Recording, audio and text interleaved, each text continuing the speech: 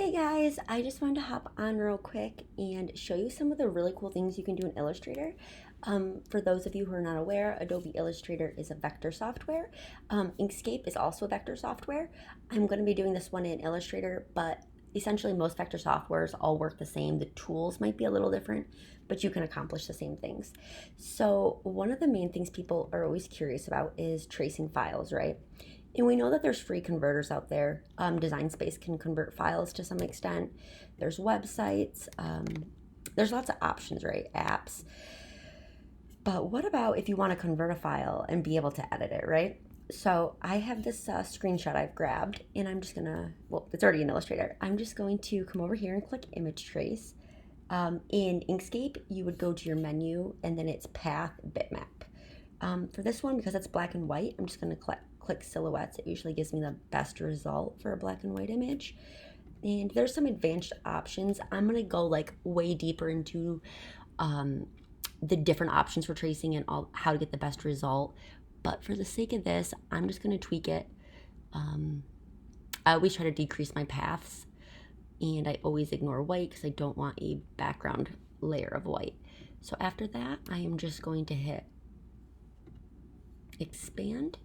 And now, instead of being an image that's made up of pixels, if you zoom in, you'll see no matter how much you zoom in, there's no pixels. It's actually now made up of these little things called anchor points or nodes. Adobe calls them anchors. Some people call them nodes. And what these are is that each of these little squares is where your blade will turn when Cricut is cutting it. And then there is a line around the shape, and that is the path. So your blade follows the path, and then it hits a little node, and it says, oh, or an anchor, I need to turn. And these are handles, and they tell the blade how much to turn. I like to think of the handles as magnets that attract and control the path, right? And being able to manipulate these really makes editing vector files so much easier. And I know it might seem a little confusing at first, but I promise you, once you get the fundamentals of it, it all comes together. A lot of us probably thought Design Space was confusing at first, and now we like whiz right through it, right? It is the same concept. So when you trace a vector file, it's never going to come out perfect because the software's just kind of guessing where to place these anchor points, right?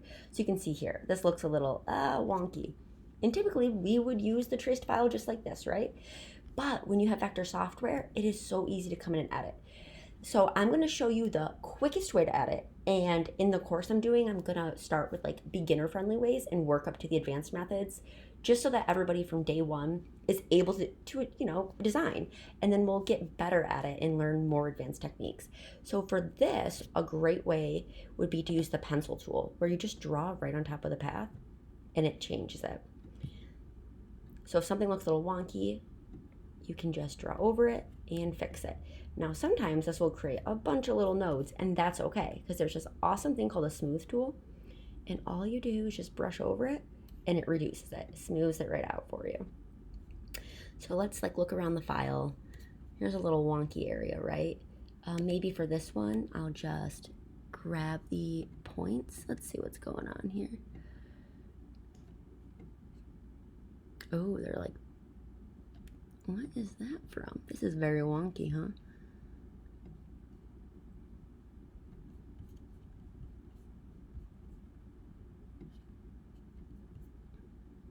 There we go. Okay, so let's get this all fixed up. And again, you don't need to be able to draw, because as you can see, I'm changing the line just from dragging and moving these around. And look how much better that looks. Let's find an area that's even more like wonky looking. I am sure there is more. On any auto traced file, you'll always be able to find little areas that don't quite look right. Okay, right here's one. So this doesn't look quite right. It's a little uneven through here. So again, we would just click, grab our pencil tool. For me, I just hit the key N. I use a lot of hotkeys. It gets faster, but I will show everybody where they are. For this one, you would find it here. Then I would grab the smooth tool, and again, I could just smooth that out.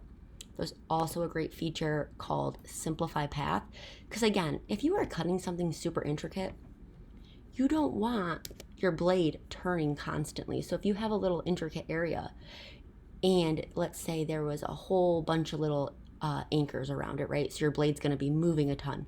That's what causes your cardstock to rip up, your little vinyl letters to rip. It's just basically a traced file that's a little messy. And some software converters are better than others. So like again, here's a little area that's a little wonky.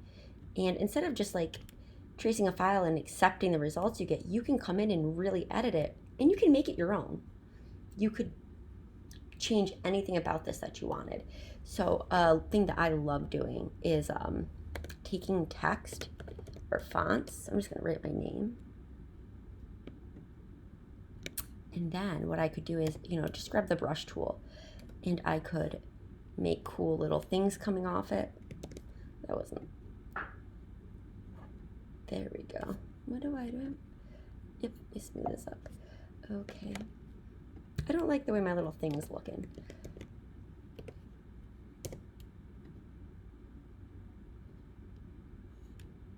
And that's okay. I'll just edit it manually.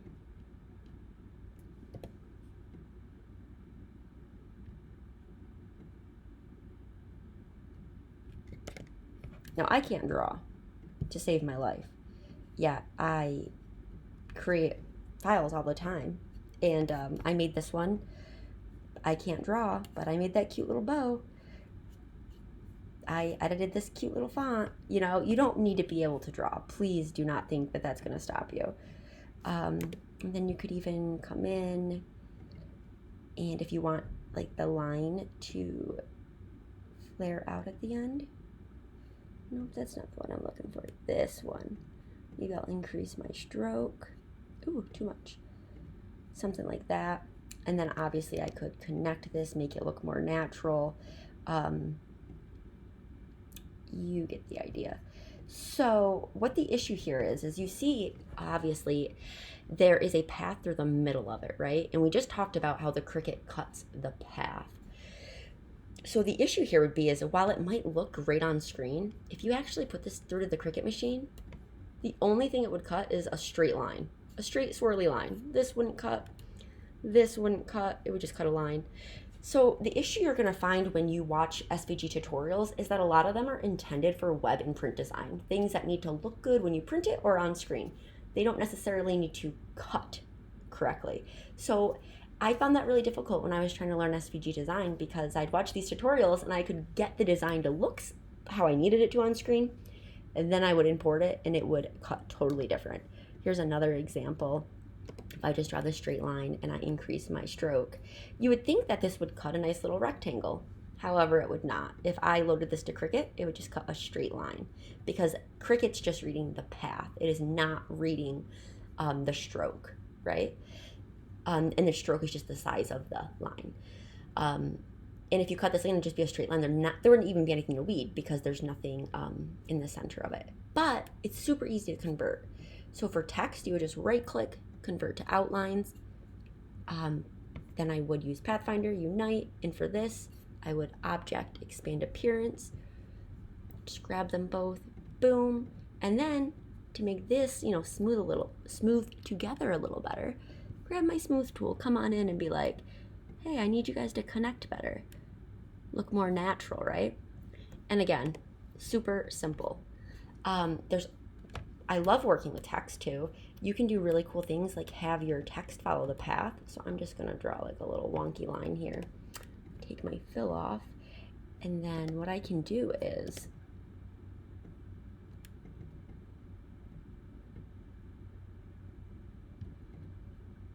I can write text right on the path.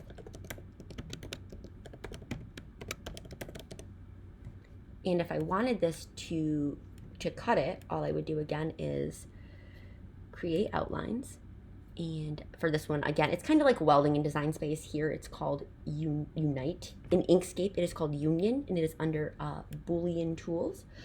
So now I have this, as you can see, the path is on the outside, and it's beautiful. If I wanted to cut this at an intricate size, I could go in, clean up any anchor points. This font is actually pretty clean. Some fonts are kind of rough when they get converted to outline.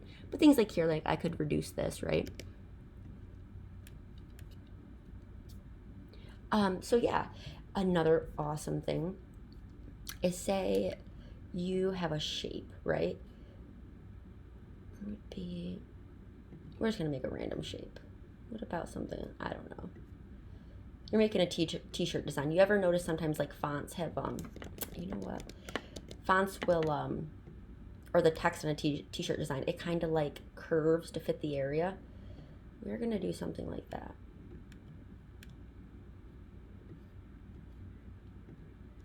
Okay, this is really wonky, but it's gonna be a good way to show you how the text can fit it exactly. And again, we'll just type a word, bring this up. I should probably add a stroke so we can see that path, huh? And then for this, you always want to make sure it is in the back. And I know I'm going really fast. I'm just trying to show you some cool things you can do, but I'm going to go super in depth, and we're going to cover these things one by one skill in depth, master it, move on. We'll start with the basic skills and build off of it. So I would just select both, object, envelope distort, make with top object.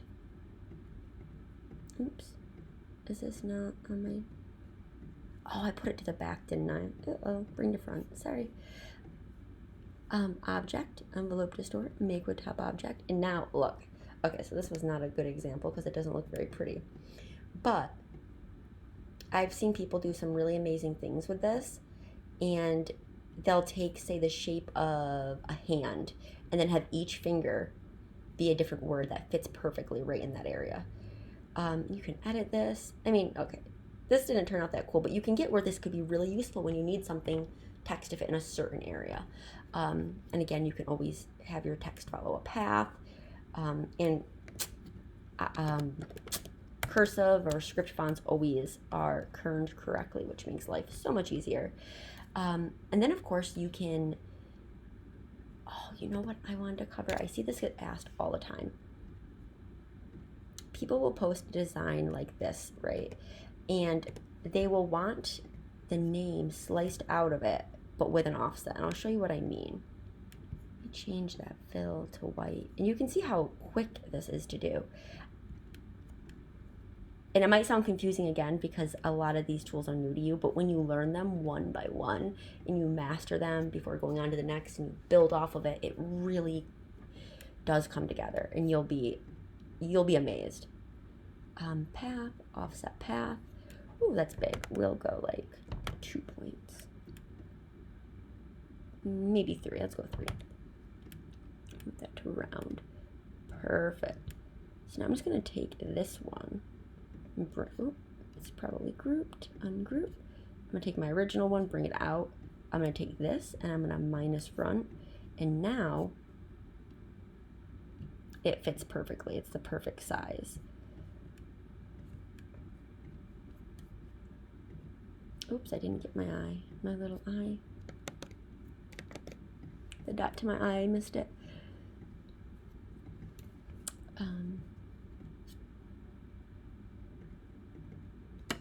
Here.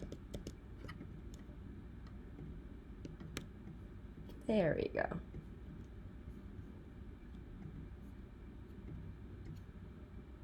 go. Okay, so here's a great thing to bring up. Have you ever opened a file in Cricut and in every little piece is in its own layer and it's a mess? Super simple fix. You just compound path, which is Command 8 on the keyboard, or you can do it through there. And there's just like a lot of little things like that took me, when you're designing SVG files, especially to sell, there's a lot of little things like that you need to be thinking of. You need to be thinking of your layers and how they're all going to come together at the end. Layering for HDV or, adhesive vinyl, is there going to be a solid color underneath to prevent any gaps and to make layering easier? Compound paths, just things that you need to think through, and we'll go over that too, which I wish I had learned those things a lot easier or sooner. So yeah, again, I know this went really fast, but I want people to understand how powerful this software is, and this is just, oh my God, just a tiny, tiny glimpse, and that it's not scary, it's not hard, I promise. When you go slow and you learn little by little and you master the fundamentals, it becomes so much easier to troubleshoot the harder things. So I hope everybody has an awesome day, and if you have any questions, please feel free to reach out. Okay,